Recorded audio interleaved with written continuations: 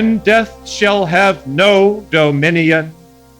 Dead men naked, they shall be one with the man in the wind and the west moon. When their bones are picked clean and the clean bones gone, they shall have stars at elbow and foot. Though they go mad, they shall be sane. Though they sink through the sea, they shall rise again. Though lovers be lost, love shall not, and death shall have no dominion. And death shall have no dominion. Under the windings of the sea, they lying long shall not die windily, twisting on racks when sinews give way, strapped to a wheel, yet they shall not break. Faith in their hands they shall snap in two, and the unicorn evils run them through. Split all ends up, they shan't crack, and death shall have no dominion. And death shall have no dominion. No more may gulls cry at their ears, or waves break loud on the seashores. Where blew a flower, may a flower no more lift its head to the blows of the rain. Though they be mad and dead as nails, heads of the characters hammer through daisies, break in the sun till the sun breaks down, and death shall have no dominion.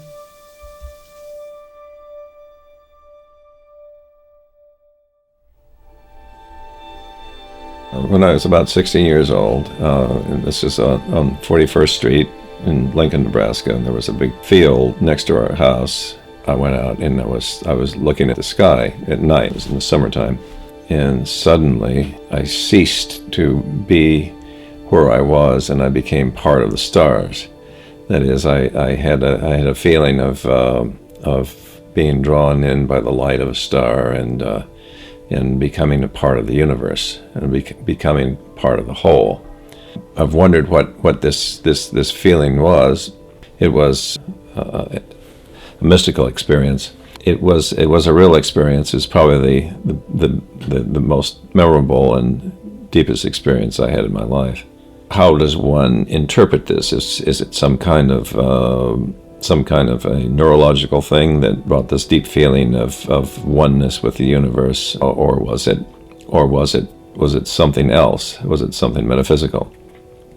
In general, I don't like, as a professional scientist, I don't like bringing in metaphysical things that is beyond physics, beyond what we can see and touch and verify. But in this case, in the most influential experience of my life, I have to put a metaphysical story to it, and that is, I actually became part of the universe. And being part of the universe, I interpreted this in various ways through the years, so that at some point I had a feeling that everything, all that is physical, all that is in our experience is in God, and everything is in God. It may not be true. Other people may not accept it, and I cannot bring any evidence to justify it. It's just something that I have. So, but it is with me, and it is probably the most influential and the most defining 30 minutes of my life. I had when I was 16 years old, lying on my back in Lincoln, Nebraska.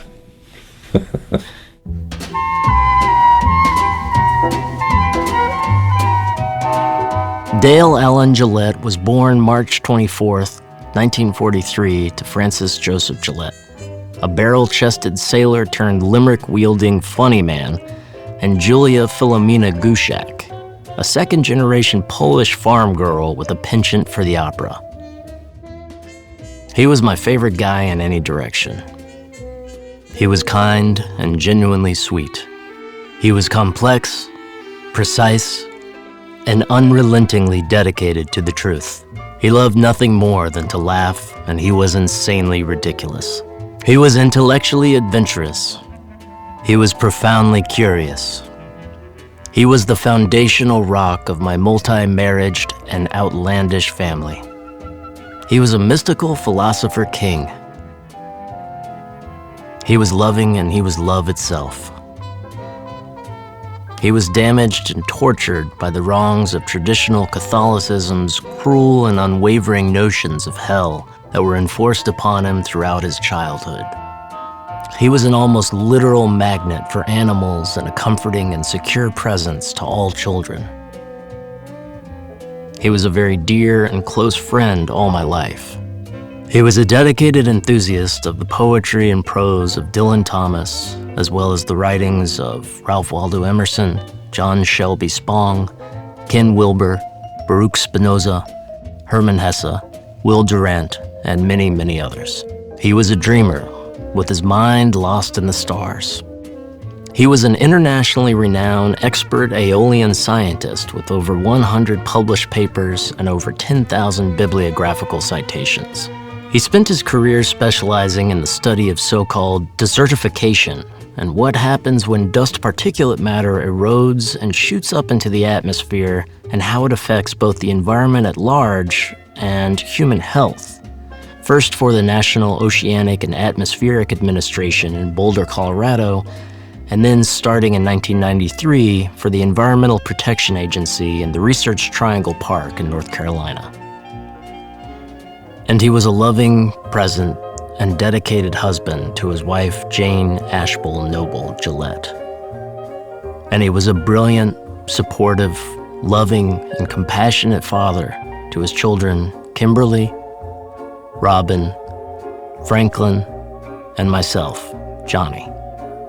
He was a man of peace, love, and equality. He had a tremendous booming laugh that could be heard from a football field away. Wherever he went, his smile and his warmth followed.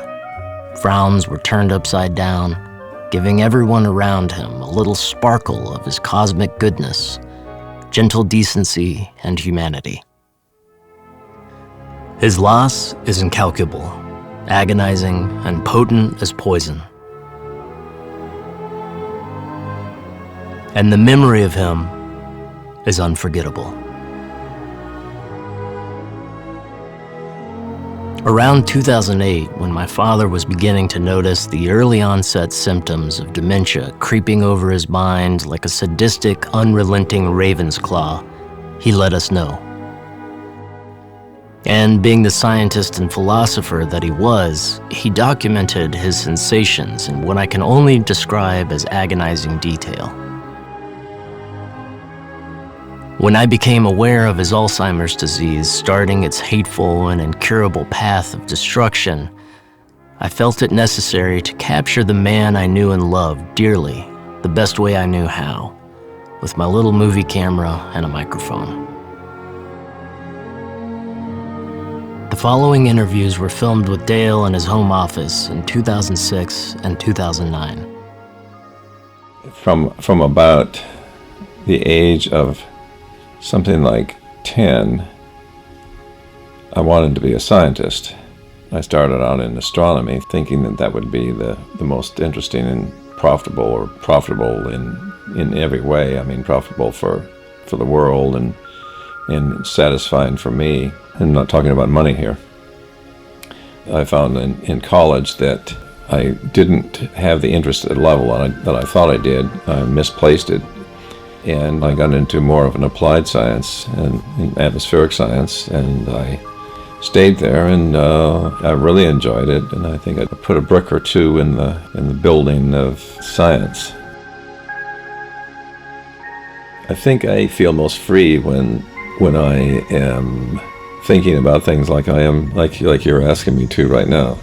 I just love thinking about philosophical and theological and scientific subjects.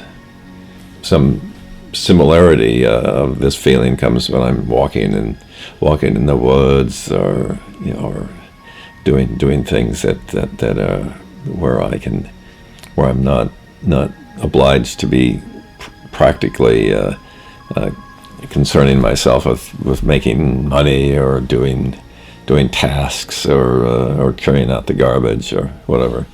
But it's these moments, the moments that I treasure the most. What do you want people to think about you once your time on this earth is kind of come and gone? How do you want to be remembered? Oh, wow. Well, I don't know if I'm so interested in that as to how do I measure up to my own expectations and desires for myself. And that is one of the things I want to do is to do the best work that I can and to find something truthful and to do and something useful. And that's what my scientific career was about. Truthful, that is, done with integrity and truthfulness and with some skill such that something new would be found and could well be useful. Mm-hmm. And then if I do that, it doesn't make too much difference what other people think about me. It's what I think about myself, measuring myself to a certain level. But on the other hand, I don't want to be disliked. I'd like to be liked. And on the other hand, I don't need to be popular. Have I done the right thing? Have I done something useful? Have I worked up to my ability? And have I hurt anybody?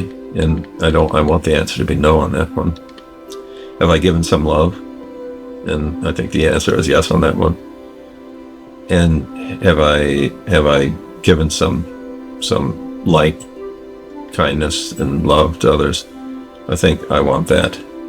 Now, the kind of person I am, which is not especially extroverted, is such that I'm not going to be reaching a large number of people. And so I think that I would have to say that my expectation is that I would like to meet certain standards of decency, productivity, integrity, and maybe some insight that maybe wouldn't have been found. It might have been found by somebody else, but I got to it first. So I delivered something. I delivered something to the world that it might not have gotten. It may well have gotten it from plenty of other people, but I got there first. So they didn't have to do that. They were privileged to go and do something else. So I was productive in a certain way, and I've done some good for some people, and I've been kind to others, but I haven't done, as far as I know, I haven't done harm to anybody. I hope that I haven't. And I've loved several people very greatly. And I think those people will be better off for that, and they'll be able to re-radiate that to others. And that's sort of it for me. Do you consider yourself a happy individual? No, indeed. I really do. The happiest life is the fullest life, full of good experiences, full of trying to do things and maybe not succeeding, and sometimes failing, sometimes succeeding. I think to have a happy life, you have to have a number of successes there. You can't have all failures, but failures are part of it. Failures teach you lessons that you need to know. Maybe that's not the thing for you to do, and I've had plenty of those. Not everything works. Tried doing things that I thought would work out well, but my abilities were not matching the requirements that were needed to bring about a success. So that's just a lesson. You don't do that. When you don't come up with a success that doesn't lead to unhappiness. It just leads to redoing your plans for the future. If at first you don't succeed, rewrite your plans. The try again, that doesn't work.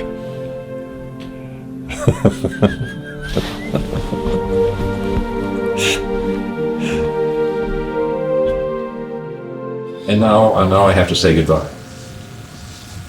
And I'd like to say goodbye by borrowing a little part of a movie that is really one of my favorite movies. It's called Siddhartha. And in this movie, Siddhartha is a man from India, and he has a number of adventures in his life. But he ends up as a sort of a humble ferryman. And his great teacher was a man named Vasudeva, who was a ferryman, and who had taught Siddhartha the unity of nature and all the important lessons of his life. In this movie, Vasudeva is getting very old now, and he's finished his time on Earth, and he comes to Siddhartha and says, Siddhartha, we have traveled a long way on this river. I'm old now. I can't work anymore. Now it's time for me to go.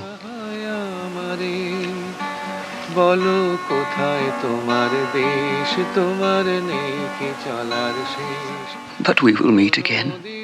And remember, nothing remains the same. Everything changes.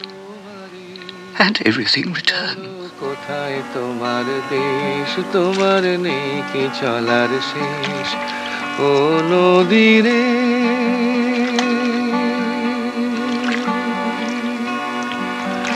একুল ভেঙে ওকুল।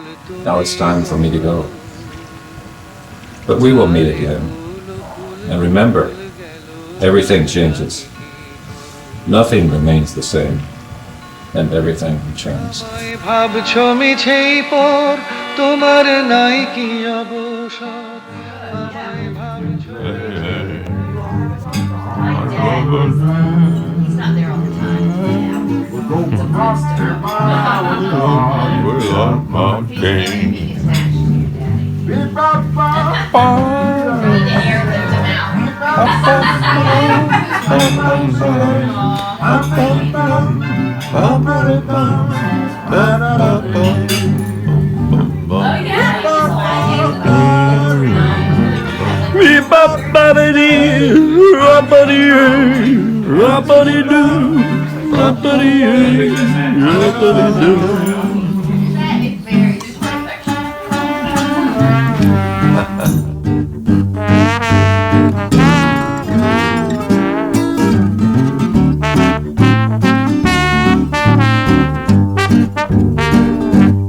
If I ever left my house without my walking stick, well, it would be something I could never explain.